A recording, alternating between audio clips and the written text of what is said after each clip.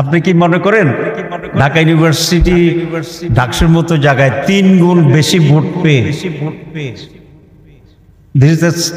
তিনটা রেকর্ড হয়েছে ঢাকা ইউনিভার্সিটি? এটা জামাত ইসলামীর আমির অ্যাপয়েন্টমেন্ট দিচ্ছে।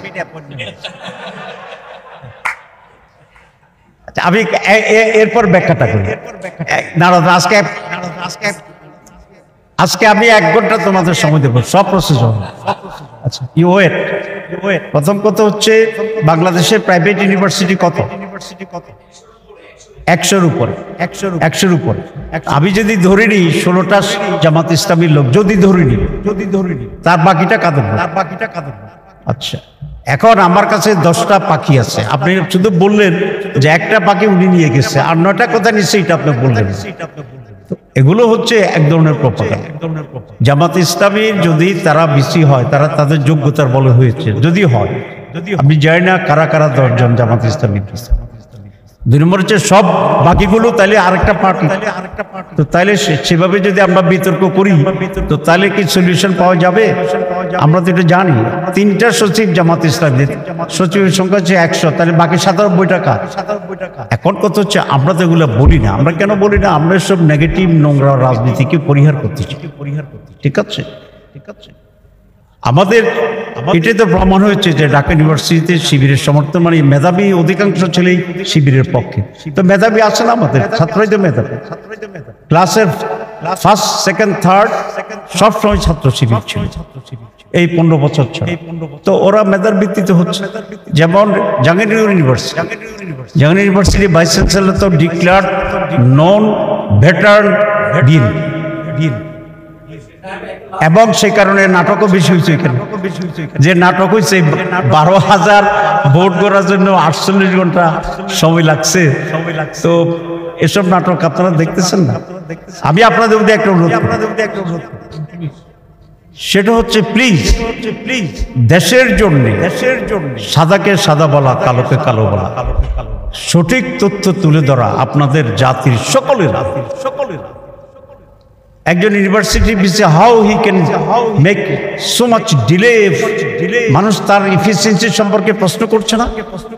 জাহাঙ্গীরনগরের ইউনিভার্সিটির ম্যানেজমেন্ট নিয়ে পত্রিকায় প্রশ্ন আসছে না।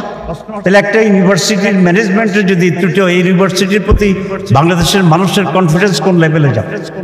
এটা শুধু শিবিরের জিতছে বিদায় আপনি এদিক ওদিক করছেন। This is not the very big issue. Big issue হচ্ছে যে আপনি কোন স্ট্যান্ডার্ডের মানুষ, এটা মানুষকে দেখালেন। তো এইভাবে কি দেশ চলতে পারে?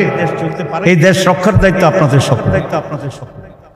শুধু জামাত ইসলামী ছাত্র শিবিরের লোকেরা পুরো দেশকে ঠিক করবে এটা হতে পারে না, দায়িত্ব হতে পারে না। আমি অন্যতম প্রধান একটি পত্রিকার সম্পাদককে বলেছি যে ভাই আমাদের আপনি পছন্দ করেন না করেন, this is your personal matters, I don't like to interfere, but বাংলাদেশের জন্য এখন প্রয়োজন আপনাদের সকলকে কারে ঠেকাবেন, কারে উঠাবেন, এই রাজনীতি পলিসির বাইরে দেশ রক্ষা করবেন, এটা হওয়া উচিত এখানে। এবং এই মেসেজ আমাদের জন্য, আপনাদের জন্য। জি, আমরা বাংলাদেশ জামাত ইসলামী অলওয়েজ ইনক্লুসিভ পলিটিক্সে বিশ্বাস করে এবং আমরা আমাদের এই নীতি অব্যাহত রাখার চেষ্টা করি। Thank you very much.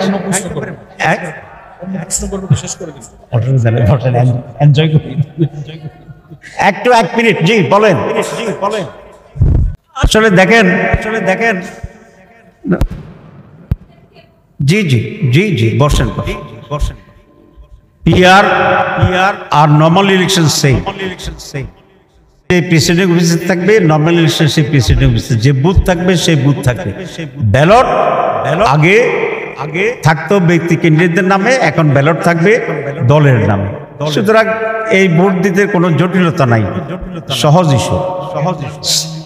Second প্রশ্নটা আপনার গুরুত্বপূর্ণ। প্রথমটা হচ্ছে জনগণ অভ্যস্ত 71% তো পিআরের পক্ষে স্টাডিতে আসছেই। সেকেন্ড প্রশ্নটা গুরুত্বপূর্ণ যে প্রত্যেকটা কনস্টিটিউয়েন্সির ক্যান্ডিডেটকে দেখেই জনগণ ভোট দেয়। অনেকে যে স্লোগান দেয় ভোট দিবে 14 গ্রাম, এমপি হবে 20 গ্রাম। আচ্ছা, এইগুলো বিভ্রান্তিকর। পিআরের 8টা পদ্ধতি আছে সারা বিশ্বে। এর প্রতিতে জার্মানিটাকে আমার কাছে অধিকতর বাইবল মনে হয়। সেখানে দুই ধরনের ইলেকশন হয়, একটা যে কনস্টিটিউয়েন্সি ইলেকশন হয়, আবার পিয়ার ইলেকশন। প্রত্যেক জায়গার প্রতিনিধি থাকে, আর পিয়ারও একটা নাম্বার ইলেক্টেড হয়। হলে ওই পার্লামেন্টারি নির্বাচনে যে অংশটা জিতে তার সাথে পিয়ারের প্রপোর্শনটা সে যোগ হয়। This is one system. 2 নম্বর আরেকটা সিস্টেম আছে, ডিস্ট্রিক্ট ওয়াইজ পিয়ার। আপনার ন্যাশনাল ভোটে আবার ডিস্ট্রিক্টে সিলেকশনের একটা পদ্ধতি আছে। সুতরাং কুমিল্লার যে ভোট হবে, কুমিল্লার এমপিরা সেখানে ইলেক্টেড হইতে পারবে, in addition to the national decision. 2 রকম। তো এগুলো তো সাধারণ ভোটারদের কোনো ইস্যু না, ইস্যুটা হবে যারা ডিস্ট্রিবিউশন করবে, উপরে ডিসাইড করবে তাদের ইস্যু। সুতরাং জনগণের ভিতরে পদ্ধতিগত জটিলতা এখানে থাকবে না। তো ঠিক আছে, সবাইকে ধন্যবাদ। জি, আসসালামু আলাইকুম। কপিগুলো দিয়ে দাও। আপনি তো পুরো লিখিতটাই করছেন, যেটা পড়েছেন ওটা দিয়ে দিই, প্রবলেম নাই। দিয়ে দাও। আর প্রশ্নোত্তর তো আলাদা হবে। দিয়ে দাও, কপিগুলো দিয়ে দাও। ওই কনস্টিটিউশনাল জায়গাটা আসতে পারলে ভালো হতো, শুধু যেখানে তোমরা আইনি ভিত্তি কাছে তো করছেন, কাছে এটা দেওয়ার ক্ষেত্রে আছে আছে ওখানে যাদের অ্যাসাইনমেন্ট আছে আছে।